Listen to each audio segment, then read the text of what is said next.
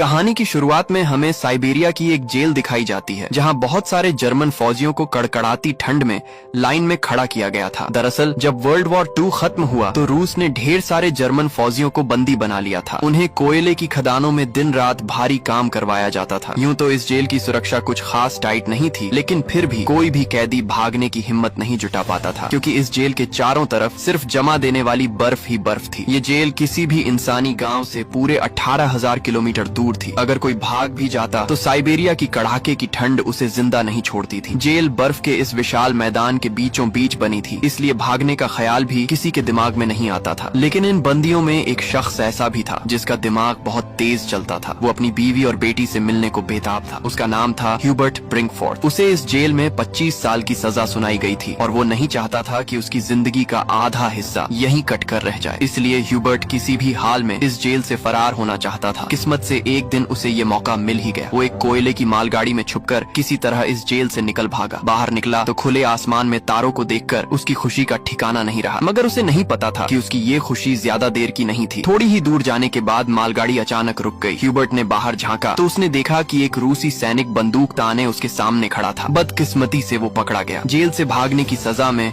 उसे एक खुली जेल के सेल में ठूंस दिया गया। यहाँ ठंड इतनी थी कि रात की बारिश ने उसकी हालत और पतली कर दी। उस सेल में उसे कुछ घंटे नहीं बल्कि पूरे 2 दिन गुजारने पड़े। 2 दिन गुजर जाने के बाद सुबह जेल का वार्डन उसके पास आया और उसे बाहर निकाला, मगर कोई सजा नहीं दी। बस इतना कहा, तुम्हारे साथी तुम्हारा इंतजार कर रहे हैं। उसे थोड़ी सी राहत मिली और जब ह्यूबर्ट अपने साथियों के पास पहुंचा तो वो सब डंडे और लाठियां लिए उसका इंतजार कर रहे थे। वो सब ह्यूबर्ट से बहुत गुस्सा थे, क्योंकि उसके भागने की वजह से पिछले 2 दिनों से उन्हें भी खाना नहीं मिला था। अब ह्यूबर्ट को वार्डन की बात का मतलब समझ आया। तभी बाकी कैदियों ने उस पर हमला बोल दिया और लाठी डंडों से उसकी अच्छी खातिरदारी कर डाली। इस पिटाई में ह्यूबर्ट इतना घायल हो गया कि उसे जेल के अस्पताल में भर्ती करना पड़ा। जेल का डॉक्टर भी एक जर्मन कैदी था। जैसे ही ह्यूबर्ट को होश आया, उसने डॉक्टर से कहा, मैं फिर से जेल से भागना चाहता हूँ और तुम्हारी मदद चाहिए। डॉक्टर उसकी हिम्मत देखकर हैरान रह गया कि इतना सब सहने के बाद भी ये बंदा नहीं रुका। एक जर्मन फौजी होने के नाते उसने ह्यूबर्ट को समझाया, इस जेल से जिंदा भागना मुमकिन नहीं है, और अगर तुम यहाँ से भाग भी गए तो बाहर की कड़कती ठंड तुम्हें खत्म कर देगी। मगर सच ये भी है कि अगर तुम नहीं भागे तो भी तुम्हारा यहाँ मरना तय है। कोयले की खदानों में कार्बन इतना ज्यादा है